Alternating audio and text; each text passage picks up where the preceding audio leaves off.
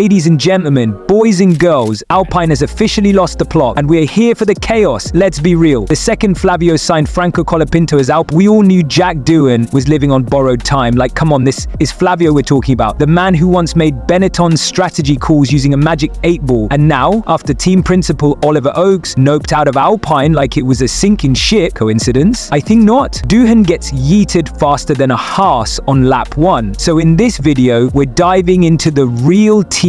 Was Jack Doohan actually that bad? Is Franco Collapinto about to become the French team's messiah? Or is this just another chapter in Flavio's how to run an F1 team into the ground masterclass? And most importantly, was it all worth it for the return of F1's most chaotic boss? Buckle up, because this is going to be a wild ride, and I promise by the end we'll all have more questions than Alpine has excuses. Let's go!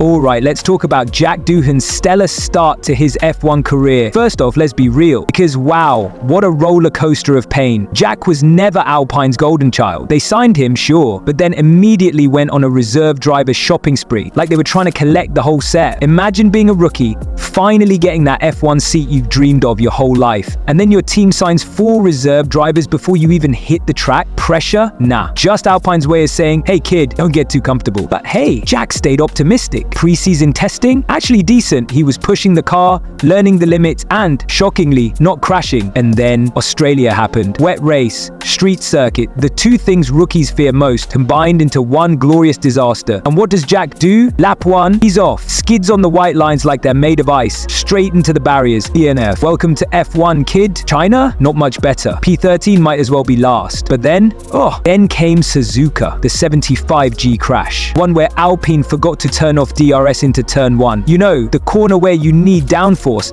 unless you fancy a one-way trip to the shadow wreck. Jack didn't stand a chance. The car yeeted itself into the barriers like it had a personal grudge against him. Bahrain, Alpine actually had pace for once. Gasly was up there fighting the big boys. Jack, P14, Saudi Arabia. Fast street circuit where mistakes are punished hard. Jack played it safe. Too safe. P17. And then Miami. The one weekend where he out-qualified Gasly. Progress. Hope. And then turn 1. Liam Lawson decided Jack's car looked better as a bumper car, and boom, DNF again. So here we are, 6 races in, 0 points, Alpine sitting 9th in the standings, just 1 point ahead of Kicksauber, who are basically the walking dead at this point. Alpine needed a change, and let's be honest, Jack wasn't helping. Was it all his fault? No. Alpine's strategy has been questionable. The car's reliability? A joke. But when you're a rookie in a team that's clearly got 0 patience, you gotta deliver something, and Jack didn't.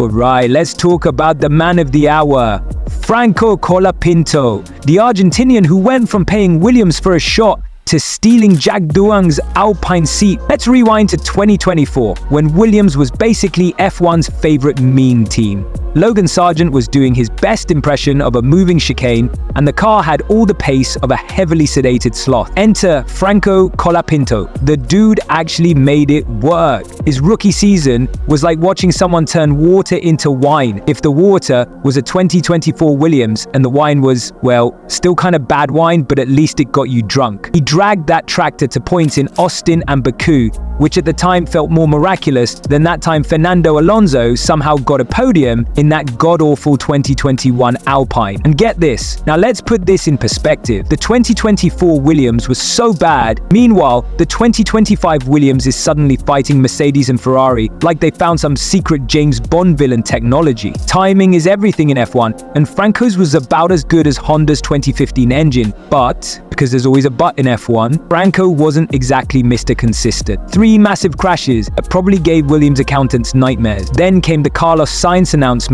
and faster than you can say contract clause. But here's where it gets juicy. Flavio Briatore, Alpine's new overlord and part-time reality TV villain, the moment Flavio signed Franco as reserve driver, the writing was on the wall for Doohan in letters so big even Stevie Wonder could see them. Now the million-dollar question, is Franco actually the savior Alpine needs?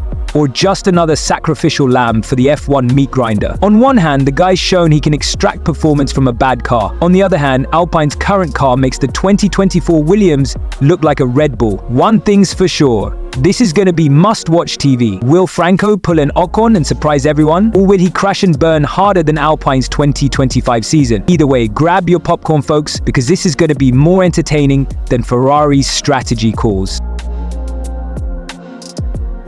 Alright, let's break this down. Alpine has officially pulled the trigger, booted Jack Doohan, and thrown Franco Collapinto into the deep end for at least the next 5 races. And in classic Alpine fashion, they've tried to soften the blow by saying Jack will now be the primary reserve driver, which in F1 terms basically translates to, here's a headset and a comfy chair, kid. Enjoy the view. Oh, and they've also thrown in this genius idea of rotating seats to compare both drivers for the 2026 regulations, because nothing says we have a clear plan like treating your F1 lineup like a game of musical chairs. But let's be real, this is Alpine we're talking about, a team that changes team principles more often than most people change their phone cases. They're trying to speedrun how to destroy team stability 101. Meanwhile, over at Mercedes, Toto Wolff has been chilling in his role for a decade, and Christian Horner at Red Bull? Dude's been there so long, he probably remembers when Max Verstappen was still in diapers. But Alpine? Nah. They treat leadership like a revolving door at a sketchy nightclub. You're in, you're out, wait, who are you again? Now here's the real question. Was this move worth it? On one hand, Jack Doohan's start to the season has been, well, let's just say, not great. 0 points, a few too many crashes,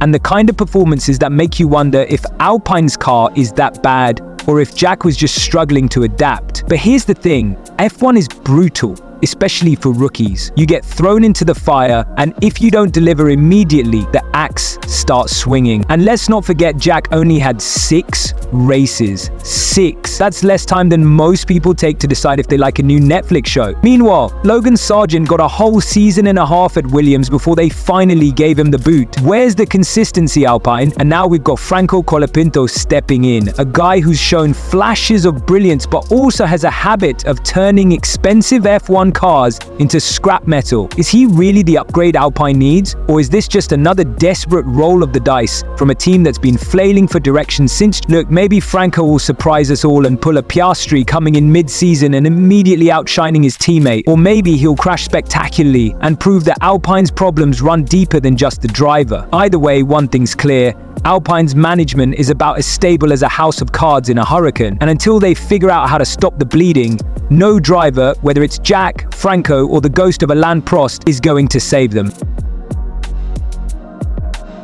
Well folks, here we are. Jack Doohan gets demoted to glorified bench warmer, Franco Collapinto gets thrown into the deep end, and we all get front row seats to the chaos. This is peak Alpine, making bold moves while their team principal's chair still has the for sale sign on it. The next triple header is going to be must-watch television. Imola, Monaco, Barcelona. 3 tracks where rookie mistakes get punished hard. If Franco survives this gauntlet without turning Alpine's already limited spare parts into modern art, we might actually have something interesting here. Meanwhile, Jack's sitting there with his new reserve driver cap like, so when do I get my seat back? Sorry mate, this is F1, where second chances are rarer than a Haas points finish. One thing's guaranteed. It's going to be hilarious. See you after Monaco, when we'll either be praising Alpine's boldness or laughing at another disaster again.